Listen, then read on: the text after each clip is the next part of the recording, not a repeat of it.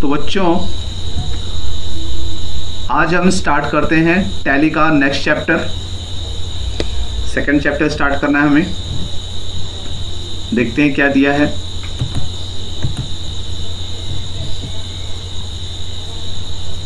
अब आगे चलते हैं। यहाँ पे फर्स्ट चैप्टर पर सेल्स रिटर्न तक हुआ था, विक्रय वापसी तक। ओके, नेक्स्ट देखते हैं। यहाँ पे लेसन 2 दिया है, मैं जूम थोड़ा कर लेता हूँ। लेसन 2 में दिया है स्टॉक। स्टॉक मतलब रहतिया। किसी भी बिजनेस में हमारे पास जितनी मात्रा में जो गुड्स उपलब्ध होते हैं उन्हें स्टॉक कहा जाता है। ओके, ईयर एंडिंग मतलब साल का अंत में जो गुड्स बिना सेल के मतलब बिना बिक्री के रह जाता है उन्हें क्लोजिंग स्टॉक, याद रखना क्या कहते हैं, क्लोजिंग स्टॉक कहा जाता है। और नेक्स्ट ईयर के पहले दिन स्टॉक क्लोजिंग स्टॉक को ओपनिंग स्टॉक कहा जाता है। तो देखो बच्चों, यहाँ पे याद रखना। तो बच्चों यहाँ पर जो दिया है क्लोजिंग स्टॉक, पहली बात ध्यान देखना कि मैं आपको समझा रहा हूँ कि अपने जो भारत में मतलब इंडिया में जो बिजनेस का साल होता है वो स्टार्ट होता है 1 अप्रैल को। ठीक है, वो स्टार्ट होता है 1 अप्रैल, ये याद रखना। ठीक है, अब 1 अप्रैल को स्टार्ट होता है, किसी भी ईयर में 1 अप्रैल को स्टार्ट होता है और ये जब खत्म होता है तो 31 मार्च को। ठीक है, 1 अप्रैल को किसी भी साल में 1 अप्रैल को स्टार्ट होता है कंपनी और 31 मार्च 31 मार्च तक रहती है। जैसे मान लो इस साल मैंने कोई कंपनी खोली और 1 अप्रैल को मतलब 2021 1 अप्रैल को मैंने कंपनी खोली और 31 मार्च 2022 तक 1 साल हो जाता है। मतलब याद रखना कि गवर्नमेंट को आपका 1 साल का हिसाब चाहिए, टैक्स वगैरह पे करना पड़ता है। तो अभी देख लो यहाँ पे मारिक अगर देखना चाहते तो यहाँ पे जो यहाँ तो जो मिलेगा वो उनका जो सर्टिफिकेट होगा उस पर दिया रहता है। ठीक है, जैसे यहाँ पे देखो 1 अप्रैल है 2021 से स्टार्ट और 31 मार्च 2022 तक का 1 साल का हिसाब किताब उनको सरकार को देना पड़ता है। ठीक है, तो ये याद रखना। अभी यहाँ जो दिया है, यहाँ पे ये जो दिया है क्लोजिंग स्टॉक। क्लोजिंग स्टॉक मतलब होता है कि 31 मार्च तक, ठीक बेटा, 31 मार्च तक जो कुछ भी आपने 1 अप्रैल से लेकर 31 मार्च तक जो कुछ भी आपने कमाया है या बेचा है, ठीक है, वो सारा का सारा हिसाब आपको देना पड़ता है सरकार को। कितना आपने बेचा है 1 साल का, 1 अप्रैल से लेकर 31 मार्च तक। ठीक है, तो वो अगर आपके पास कुछ बच जाता है सामान तो उस सामान को क्लोजिंग स्टॉक बोला जाता है। क्योंकि बात ये होती है बेटा कि 1 साल के अंदर सारे सामान तो बिक नहीं जाएंगे, कुछ ना कुछ तो बचा ही रहेगा, इसलिए ईयर एंडिंग उसको बोला जाता है। साल के अंत मतलब 31 मार्च तक जो सामान बचा है, जो गुड्स बचा है, उसको हम क्लोजिंग स्टॉक कहते हैं। ठीक है, क्या कहते हैं, क्लोजिंग स्टॉक। और नेक्स्ट डे यानी अगले 1 अप्रैल को, जैसे 2022 तक 1 साल हो गया, फिर 1 अप्रैल 2022 को वही क्लोजिंग स्टॉक ओपनिंग स्टॉक कहलाता है। ठीक है, क्या कहलाता है, ओपनिंग स्टॉक। क्लियर, ये दिमाग में रखना बेटा, ओपनिंग स्टॉक कहलाता है ये। और आगे चलते हैं। अब नेक्स्ट क्या दिया है, नेक्स्ट है आपका, देखते हैं इसको। नेक्स्ट दिया है क्रेडिटर मतलब लेनदार, वो व्यक्ति या संस्था जो किसी अन्य व्यक्ति या संस्था को उधार गुड्स या सर्विस सेल करता है। देखो यहाँ पे गुड्स मतलब जो जिसका हम धंधा करते हैं, कपड़े का धंधा हमारा है तो वो हमारे लिए गुड्स होता है। और सर्विस सेल का मतलब होता है जैसे आप गाड़ी बनाने का धंधा करते हो, है ना, तो वो आपको सर्विस सेल के अंतर्गत आए, क्योंकि आप अपनी मेहनत बेच रहे हो, है ना।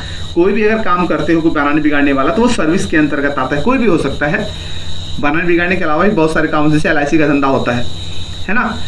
तो दिया है कि सर्विस सेल करता है या रुपया उधार देता है, ठीक है, या किसी ने आपको रुपया उधार दे दिया, उसे क्रेडिटर मतलब ऋणदाता या लेनदार कहा जाता है। व्यक्ति को भविष्य में ऋणी से रुपया प्राप्त होने वाला होता है ना। यहाँ पे उदाहरण दिया है कि पारस ने राहुल को 10,000 रुपए का गुड्स उधार बेचा मतलब सेल किया। यहाँ पर पारस क्रेडिटर कहलाएगा, ठीक है। ये दिमाग में रखना, थोड़ा सा कंफ्यूजन हो जाता है बच्चों को, तो मैं बार बार समझा रहा हूँ कि जो कंपनी को दूसरी कंपनी, किसी कंपनी को दूसरी कंपनी अगर उधार गुड्स बेचती है ना, उधार देती है, तो वो आपसे लेगा, है ना, क्योंकि उधार दिया है तो लेगा ना, इसलिए वो लेनदार कहलाता है बेटा। ये दिमाग में रखना, वो क्या कहलाता है, लेनदार कहलाता है, क्रेडिटर कहलाता है, क्योंकि अगर उसने उधार दिया है आपको तो वो आपसे पैसा वापस लेगा। ऐसे दिया है कि पारस ने राहुल को 10,000 रुपए का गुड्स उधार दिया, तो पारस क्या है, क्रेडिटर है, किसका, राहुल का। क्लियर। नेक्स्ट चलते हैं। यहां दिया है डेप्टर्स, देनदार मतलब ऋणी, वो व्यक्ति या संस्था जो किसी अन्य व्यक्ति या संस्था से गुड्स या सर्विस या रुपया उधार लेता है तो उसे डेप्टर, ऋणी, कर्जदार या देनदार कहा जाता है। इस व्यक्ति को भविष्य में एक निश्चित दिन या एक निश्चित अवधि के बाद रुपया चुकाना होता है, ठीक है। एग्जाम्पल दिया है कि राज ने अनिल को 500 रुपए का गुड्स उधार सेल किया। यहां पर अनिल डेप्टर कहलाएगा, ठीक है। ठीक उसका उल्टा है, जो क्रेडिटर का उल्टा है कि राज ने अनिल को 500 रुपए का गुड्स उधार दिया, तो अनिल क्या है, यहाँ डेप्टर है। देखो सामान्य सी भाषा है कि अगर जो आपको उधार रुपया या पैसा या सामान या गुड्स देता है वो आपका क्रेडिटर कहलाता है, क्रेडिटर, और आप क्या कहलाते हो, डेप्टर, क्योंकि जो उधार लेता है वो डेप्टर कहलाता है, ऋणी कहलाता है, कर्जदार कहलाता है, देनदार कहलाता है, और जो उधार पैसा या पूंजी या गुड्स आपको देता है वो क्रेडिटर कहलाता है, लेनदार कहलाता है। क्लियर। आगे चलते हैं। दिया है लायबिलिटीज मतलब दायित्व, वे सब ऋण जो व्यापार को अन्य व्यक्तियों या अपने स्वामी या स्वामियों के प्रति चुकाने होते हैं उन्हें लायबिलिटीज कहा जाता है। अब देखो लायबिलिटीज क्या होता है, मैं एकदम सिंपल भाषा में बोलता हूं कि जैसे हर एक आदमी का अपना कर्जा होता है ना, हर एक आदमी का अपना कर्जा होता है, भाई उधारबारी करता रहता है तो उसके पास कर्जा रहेगा, ठीक है। ऐसे ही कंपनियों के पास भी अपना कर्जा होता है, क्योंकि कंपनी भी उधार दूसरे कंपनी से लेती है, इसलिए वो उसका उधार कहलाता है, कर्जा कहलाता है, ठीक है। और ये कर्जा ही अगर अच्छी भाषा में, टैली की भाषा में, कॉमर्स की भाषा में बोला जाता है उसको लायबिलिटीज। क्लियर। क्या कहलाता है, लायबिलिटीज। ये दिमाग में रखना, ये दो प्रकार का होता है। यहां पे दिया है लॉन्ग टर्म या फिक्स्ड लायबिलिटीज मतलब अस्थाई दायित्व। ये वो लायबिलिटीज हैं जो 1 साल से ज्यादा समय के बाद या ट्रेड संपत्ति पर चुकानी होती है, 1 साल से ज्यादा। अब यहां पे देखते हैं, एग्जांपल दिया है, आपने अपनी शॉप मतलब दुकान के लिए 2 साल के उधार पर, ठीक है, 2 साल के उधार पर फर्नीचर लिया, मतलब आपको 2 साल के अंदर ही पैसा चुकाना होगा, तो इसे लॉन्ग टर्म लायबिलिटीज कहा जाता है, ठीक है। क्या कहा जाता है, लॉन्ग टर्म लायबिलिटीज। अब देखो यहाँ पे दिया है कि 1 साल से ज्यादा, लॉन्ग टर्म लायबिलिटीज मतलब फिक्स्ड लायबिलिटीज क्या होता है बेटा, स्थायी दायित्व क्या होता है बेटा, कि ये 1 साल से ज्यादा के लिए अगर आपने उधार लिया है, 1 साल के बाद ही आपको चुकाना है, तो वो कहलाता है लॉन्ग टर्म या फिक्स्ड लायबिलिटीज। ओके। नेक्स्ट चलते हैं बेटा, शॉर्ट टर्म लायबिलिटीज या करंट लायबिलिटीज मतलब चालू दायित्व अर्थात चालू दायित्व। ये वो लायबिलिटीज होते हैं जो 1 साल या 1 साल के अंदर चुकाना होता है। आपको एग्जांपल दिया है कि आपको अपने क्रेडिटर को 1 साल के अंदर पैसा चुकाना है, तो इसको शॉर्ट टर्म लायबिलिटीज या करंट लायबिलिटीज अर्थात चालू दायित्व कहा जाता है। अब देखो इसमें क्या होता है कि अगर आपने कुछ उधार गुड्स लिया है, माल लिया है आप किसी से, और वो 1 साल के अंदर ही चुकाना है आपको पैसा उसका, तो उसको क्या बोला जाएगा बेटा? उसको बोला जाएगा शॉर्ट टर्म लायबिलिटीज या करंट लायबिलिटीज, अर्थात चालू दायित्व। ठीक है, आगे चलते हैं। नेक्स्ट दिया है एसेट्स, यानी संपत्ति। ट्रेड में समस्त वस्तुएं जो व्यापार संचालन में सहायक होता है उसे एसेट्स कहा जाता है। अब देखो ध्यान समझना, क्या दिया है व्यापार संचालन में? जैसे आपकी कपड़े की दुकान है, कपड़े की दुकान में आपके पास पंखा है, ठीक है, काउंटर है जो लकड़ी का बनाते हो, या और भी आपने गाड़ी रख लिया है, तो ये सारी चीजें क्या है? आपके व्यापार को अच्छे ढंग से संचालित करने के लिए हैं, न कि बेचने के लिए। ठीक है, तो अब इसको सरल भाषा में समझाता हूं, ध्यान समझना। हर एक व्यक्ति की अपनी अपनी संपत्ति होती है ना? हर एक व्यक्ति की अपनी अपनी संपत्ति होती है। वैसे ही हर कंपनियों का, और जो व्यक्ति की संपत्ति होती है उसे क्या बोलते हैं? प्रॉपर्टीज बोलते हैं, है ना? जैसे बोलते हैं इनके पास प्रॉपर्टी बहुत ज्यादा है ना? तो अब व्यक्ति की जो संपत्ति होती है उसे हम बोलते हैं प्रॉपर्टी। ऐसे ही कंपनियों की जो संपत्ति होती है उसे एसेट्स बोला जाता है। दिमाग में रखना बेटा, ये 2 प्रकार के होते हैं। पहला क्या दिया है? फिक्स्ड एसेट्स, अर्थात अचल या अस्थाई संपत्ति। वे वस्तुएं जो ट्रेड को चलाने के लिए अस्थाई रूप से परचेज किया जाता है। वे वस्तुएं जिन्हें ट्रेड को चलाने के लिए स्थायी रूप से परचेज किया जाता है और इन्हें सेल करने के लिए यानी बेचने के लिए परचेज नहीं किया जाता, परचेज मतलब खरीदना नहीं किया जाता है, और उन वस्तुओं का उपयोग बार बार किया जाता है, उन्हें फिक्स्ड एसेट कहा जाता है।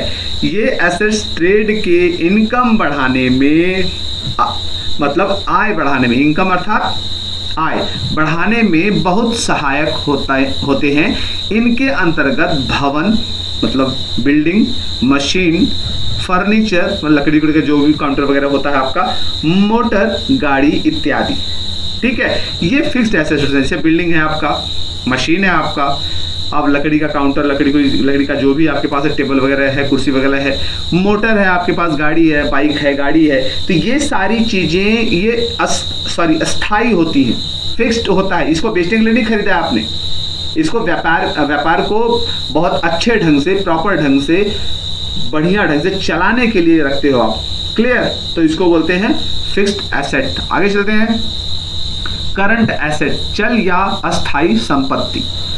ये वे संपत्तियां होती हैं जो स्थायी रूप से ट्रेड में नहीं रहती हैं, जैसे रोकड़ अर्थात नकदी, बैंक में जमा पैसा, स्टॉक अर्थात जो कुछ सामान आपने रखा है अपने दुकान में, डेप्टर मतलब जिन्होंने आपका कर्जा लिया आप उससे लोगे, और वे सभी एसेट्स जो आसानी से या शीघ्रता से कैश में परिवर्तित किया जा सकता है। ठीक है, अब करंट एसेट्स क्या होता है? पहली बात तो ये समझो कि ये जो नकदी आपका होता है, पैसा वगैरह होता है आपके पास जो है, ठीक है, बैंक में जमा पैसा है वो भी आपका करंट एसेट है। स्टॉक है मतलब जो आपने दुकान पे अर्थात जो दुकान पे आपने रखा है, जो बेचने के लिए सामान रखा है, गुड्स रखा है, वो स्टॉक के अंतर्गत वो भी होता है। डेप्टर होता है जिन्हें आपने कर्जा दिया है, पैसा दिया है, उधार सामान दिया है, वो डेप्टर होते हैं। वे सभी एसेट इसके अंतर्गत आएंगे करंट एसेट के अंदर। ठीक है, अब नेक्स्ट चलते हैं बेटा। नेक्स्ट क्या दिया है? नेक्स्ट दिया है एक्सपेंसेस अर्थात व्यय। गुड्स के उत्पादन और उसे बिक्री सेल करने में जो भी एक्सपेंसेस अर्थात खर्चा होता है उसे एक्सपेंसेस कहा जाता है। एक्सपेंसेस 2 प्रकार के होते हैं। देखो इसको भी सरल भाषा में समझाता हूं। जैसे हर एक व्यक्ति का अपना अपना खर्चा होता है, व्यय होता है, पर्सनल खर्चा होता है, व्यय होता है। वैसे हर एक कंपनियों के अपने अपने खर्चा होते हैं। ठीक है, कंपनियों का भी अपना अपना खर्चा होता है। उन कंपनियों के खर्चों को एक्सपेंसेस बोला जाता है। ठीक है, नेक्स्ट दिया क्या दिया बेटा? डायरेक्ट एक्सपेंसेस, प्रत्यक्ष व्यय। डायरेक्ट एक्सपेंसेस अर्थात प्रत्यक्ष व्यय, ये वो एक्सपेंसेस हैं जो व्यापारी गुड्स परचेस करते समय करता है या प्रोडक्शन करते समय एक्सपेंसेस होता है। कच्चा गुड्स और पक्का गुड्स परचेस करने में लगने वाला भाड़ा और उसको गोडाउन तक ले जाने वाला भाड़ा, किराया भी इसमें शामिल होता है। तो डायरेक्ट जो प्रत्यक्ष आपसे दिखता है, सामने से दिखता है कि ये खर्चा हो रहा है। यहाँ पे क्या दिया है, जैसे उत्पादन, आप किसी सामान का उत्पादन करते हो, प्रोडक्शन करते हो, उसमें जो खर्चा होता है वो एक्सपेंसेस के अंतर्गत आएगा। कच्चा गुड्स लेते हो, जैसे आप मान लो कपड़े चलाने की मिल है, कपड़े बनाने की मिल है, तो आप सूता वगैरह लेते हो, है ना, तो वो कच्चा माल होता है। जैसे चीनी का मिल आपका है तो आप गन्ना खरीदते हो, तो वो आपके लिए कच्चा गुड्स होता है। पक्का गुड्स भी खरीदते हो जो बेचने के लिए, ठीक है, और इसमें लगने वाला भाड़ा, ठीक है, और गोदाम तक ले जाने वाला भाड़ा भी इसमें शामिल होता है। ये डायरेक्ट खर्चा वगैरह कहलाता है। तो आगे बढ़ते हैं, देखते हैं कि दिया है कि प्रोडक्शन की दशा में कच्चे गुड्स की परचेजिंग अर्थात खरीदारी से लेकर उसके सेल्स एबल मतलब बेचने योग्य बनाने में लगने वाला जो भी एक्सपेंसेस होंगे वे सब डायरेक्ट एक्सपेंसेस कहलाएंगे। डायरेक्ट एक्सपेंसेस वस्तु की लागत का एक हिस्सा होता है, जैसे गाड़ी भाड़ा, ऑक्ट्राई ड्यूटी। देखो ये ऑक्ट्राई ड्यूटी शहर में ज़्यादातर लगता है, जो सामान वगैरह लेके जाते हैं तो रास्ते में कभी पकड़ लेता है। ऑक्ट्राई ड्यूटी अलग होती है, ये कर होता है एक प्रकार का, इसको चुंगी कर बोलते हैं। चुंगी, कुछ सामान वाले जाते हैं तो चुंगी लगता है।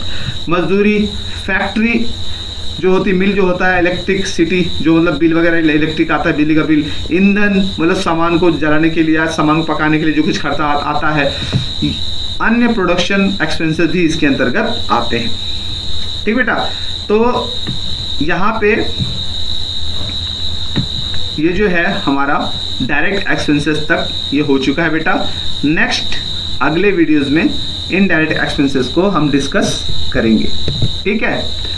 तो यहीं पे हम इसको बेटा स्टॉप करते हैं, लेकिन ये चीज़ आप अच्छे से दिमाग में रख लेना बेटा, इसको पढ़ लेना बहुत ज़रूरी है। ये दिमाग में रखना, जब तक आप पढ़ोगे नहीं और इसको बार बार सुनोगे नहीं तो दिमाग में बैठेगा नहीं। ये टर्मिनोलॉजी है, बहुत ज़रूरी होती है, ठीक है। इसको याद रखोगे, दिमाग में रखोगे तो आप आसानी से किसी भी कंपनी में अगर जाओगे तो कंपनियों की भाषा को, जो अकाउंटिंग की भाषा होती है, आसानी से समझ पाओगे। ये दिमाग में रखना कि आप किसी कंपनी में जाते हो और टैली आता है आपको, लेकिन आपको टैली की भाषा नहीं आती, अकाउंटिंग की भाषा नहीं आती, तो किस कंपनी में आप नौकरी कर पाओगे? आपको भाषा ही नहीं आती, आपको शब्द ही नहीं पता है, आपको बोलने ही नहीं आएगा, आपको समझ में भी नहीं आएगा कि भाई ये इसका मतलब क्या, लायबिलिटीज का मतलब क्या है, हाँ, एसेट का मतलब क्या होता है। तो जब तक आपको इन शब्दों का अर्थ नहीं समझ में आएगा तब तक आप किसी कंपनी में अकाउंटिंग का जॉब करना बहुत मुश्किल है, मतलब कर ही नहीं पाओगे। ये दिमाग में रखना, इसलिए इन शब्दों को अच्छे से एकदम दिमाग में बिठा लेना, ठीक है। चलो।